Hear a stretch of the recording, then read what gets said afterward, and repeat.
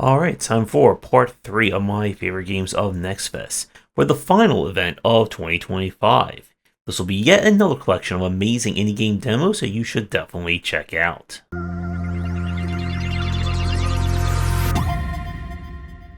For our first game, we go to Aerial Knight's Dropshot. This is a skydiving FPS, where you must use your finger guns to shoot many enemies and stop them from reaching the exit, or in this case, parachute, before you hit the ground. This is a score-based style one, where you are graded on how much ammo you have at the end, did you shoot all the enemies, and how fast you cleared the level. Now, you only have a few hits to take, and if you get them, you will have to repeat the level.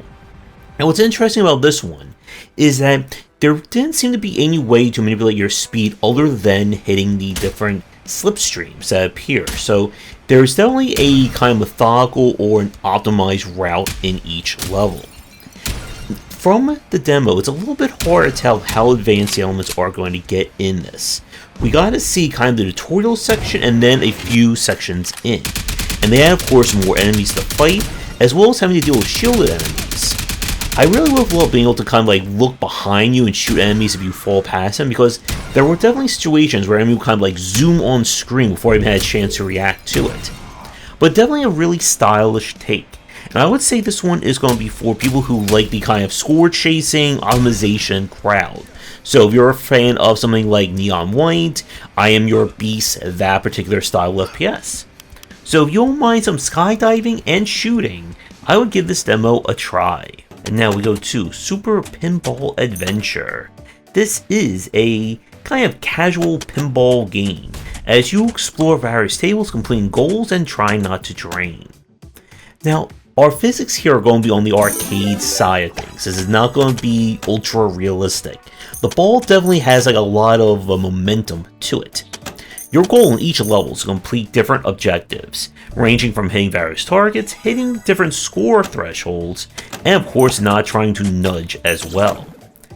Now, each level itself is kind of self-contained. You get money that you can use to purchase upgrades, but all in all, this is not going to be aimed at like the ultra hardcore pinball enthusiasts. I did find it quite charming, although it did, because of how the physics work, feel a little bit hard to make exact shots. Because even with the nudging, it doesn't quite manipulate the ball as much as you would like to see. So, if you're someone looking for a casual take on pinball with a variety of tables, I would certainly give this one a try. And now we go to This Isn't Just Tower Defense. Well, as the footage shows you, it is kind of similar to Tower Defense, but our game here kind of combines that with idle and automation design. The rules are you're trying to defend against waves and waves of enemies that start very close to your starting base. When you kill enemies, you'll earn mana that you can convert into iron. Iron is kind of like your basic resource, which you can then use to upgrade all your turrets, buildings, and so on. The key marketing plug for this one is that your towers can be upgraded infinitely. As each time you upgrade them, the price will get exponentially more expensive, as well as the power of the upgrade. So you'll go from maybe upgrading from like 8 to 16, to 16 to 84, and so on and so forth. The enemies of course will grow in waves, things will get more challenging, you'll need more and more resources and energy in order to fight them all off. It's an interesting idea, but I didn't quite see, I guess, like, how much the mid and late game is going to change. It just felt like we're doing numbers again for more numbers. And I was hoping to see, like, either more automation, more resources, just something to kind of shoot for beyond just the number rush. So this could be something there for tower defense fans looking for making their, ultimate super tower. But if you're not a tower defense fan or an automation style or idle, I don't think there's enough here to get you just to keep mining resources again and again. And now we switch to another pinball game, but definitely not for the casual fan, with FlippUp. This is essentially if we take a Rage precision platformer and tie it to pinball. You are trying to clear the world's largest pinball table, but physics and of course drains are going to be in your way. The gameplay here is, well, pure pinball. Now, while our previous pinball game for tonight had very floaty, very bouncy physics, this is exceptionally weighted. Your ball will drop very fast, and it's up to you to figure out the exact patterns and lines in order to get that ball from bottom to top. Now, like a Rage game, there are shortcuts, or I should say save points you can reach if you're good enough, but if you miss or get that one really bad fall, you can lose a ton of progress. For me, I found it to be a little too weighty, as kind of what I like out of a pinball game, and it can be very hard to control. The difference between angles in a millisecond on the flipper is vast. And if you don't have a ton of patience, you're going to probably be raging at this table very fast. So this one is definitely going to be for the hardcore Rage fans who also enjoy a game of pinball. For everyone else, you may want to let this ball drop all the way down. And now we go to Fatal Claw. This is a Metroidvania where you play as some kind of special cat who must save the world from corruption and evil. Our gameplay is just pound for pound hitting every note of the Metroidvania checklist. You'll collect relics that you can equip, you'll gain power-ups and upgrades, fight a variety of enemies, and of course try to do your best pogo jumping. While people on the forums are describing this as 9 Souls-like, it definitely feels more akin to that of Hollow Knight. The main difference is you can upgrade your weapon through different kind of skill trees, but it's kept very basic. All in all, this is one of those games there's not much to say about right now. It didn't feel bad in any respect. The controls were solid, it was great to attack enemies, but I didn't quite see anything that kind of stood out in terms of being different from any of the other many Metroidvanias we've played.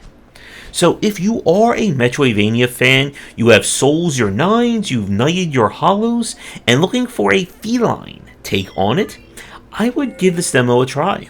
And now we go to Reactivated. This is a puzzle platformer where your job is to issue commands to your robot to get from start to finish. How this works, whenever they go to kind of a charging station, you'll be able to connect wires that determine kind of its behavior at specific events. What will it do when it hits a wall, hits a pit, etc., etc. And there's essentially just exactly one path or one optimized route that will solve the puzzle for each level. As the levels go on, you'll be introduced to more objects, more conditionals, etc., etc. This one is an interesting take. It is going to be kept very basic by the fact that you only have a limited number of inputs per station. And it's more about you just kind of figuring out the logic and the order for it. So I would recommend this one to the puzzle fans in the audience. This is not going to be a programming game by any stretch of the imagination. It's just more about using the conditionals to get through it. So if you're in the mood for some puzzling and some pseudo-programming, then I would give this one a try. And now we get to our bonus games with a few idols that we played. First up is Tower Lords. This is a incremental idle game. The kind of basics remind me of that of Tower Wizard, that you are trying to build a massive tower, but this time you're trying to save the world from an evil demon who has taken over. So as the game goes on, you will eventually be able to raise an army, fight back against giant monsters coming to get you, and of course build multiple towers all across the land. The art style in this one is really well done, especially for some of the character and monster animations. The problem is that it was hard to tell just how much more involved this game is going to be compared to some of the other idle games that we've seen. It boasts having a kind of quasi tower defense mode, where you need to be careful and you can lose, but that mode was not featured or available in the demo when I had a chance to play it.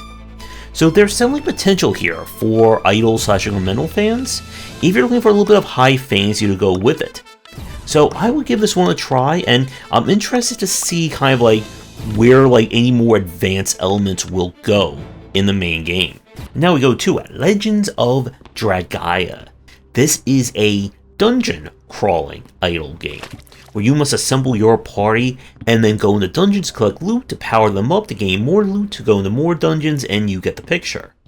You'll create characters from different races that will have different skills and perks that can be attached to them. As they level up, you'll be able to invest in what kind of stats or abilities you want for each character, and there's a boatload of abilities and stats they'll gain as they go through the dungeons.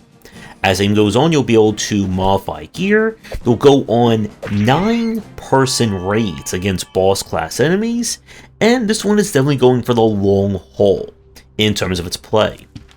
The main issue that I had with it is that the beginning is very slow.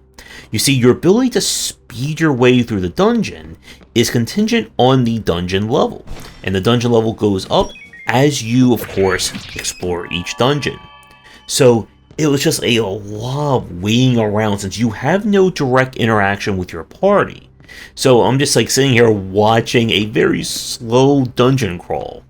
I almost feel like the ×2 speed should be the default speed and then gets faster from there. So this one is going to be for someone who's looking for a very lengthy idle game and loves, of course, party management, RPG play, etc, etc. So if you don't mind a lot of just like waiting around the start, I would give this one a try and just see how far you can dungeon dive into it. And now we go to Fantasy Idol Dungeon.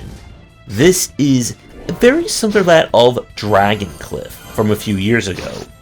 You are exploring a world with your various creatures that you'll hatch from eggs, trying to make progress to get more loot, to upgrade your city, to make more progress, and just let the infinite growth continue. Each creature belongs to a different race, and each kind of creature also has different rarities to it. So higher rarities will have better base stats, and you want all those shiny elites and rare units in your party. As the game goes on, you'll unlock the ability to attach gear to them, you'll be able to teach them new skills, and again, this is just going to be pure idle RPG play. I like the kind of spread art for the different characters, and like our last game, it can start a bit on the slower side. Once you get a full party going, it will speed up quite rapidly, but again, this is a game that is all about the idle play. You do not have direct interaction with any of your characters during battle. So if you were a fan of Dragoncliff and looking for kind of the next best or next interesting take on that particular style, I will give this one a play, and if this does appeal to you, you did not play Dragoncliff, then I would recommend that one, as it will also take a whole lot of time to get through. And for the last game of our video today, we go to Slimeward.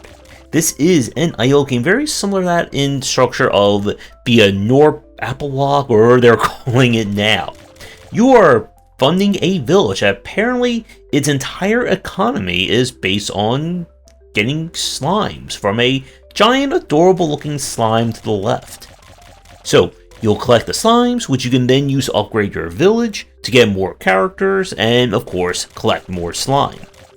The demo, I like the pixel art for it. It's very charming. My concern here is that I didn't see, I guess, anything as a next step. I didn't get to see any kind of like Ascension or Prestige modes. It was just basically upping the amount of resources that you were getting. You of course will unlock additional characters who will do more damage to the slime, but it would have been nice to have seen like a little bit more in terms of like, what does the long-term play of this one look like? So it does get by, at least for now, on its charm, but I'm hoping to see, at least when the game comes out, a little bit more in terms of why you're going to be just, I guess, harassing the slime for minutes and hours on end. So still, another adorable idle game that I would at least give this one a check. And with that, day number 3 comes to a close. We are almost at the halfway point for this series. Let me know what you think about these games down below. Again, if you'd like me to go to your game for another part before Next Fest ends, please reach out. And we'll be back tonight with even more indie games to cover for the stream and showcase. So be sure to tune in. Thanks for watching, and a special thank you to our Patreon supporters. If you enjoyed the video, do the YouTubing stuff, be sure to visit our Discord and Patreon, and if you're interested in more in my thoughts on design, check out my game design books.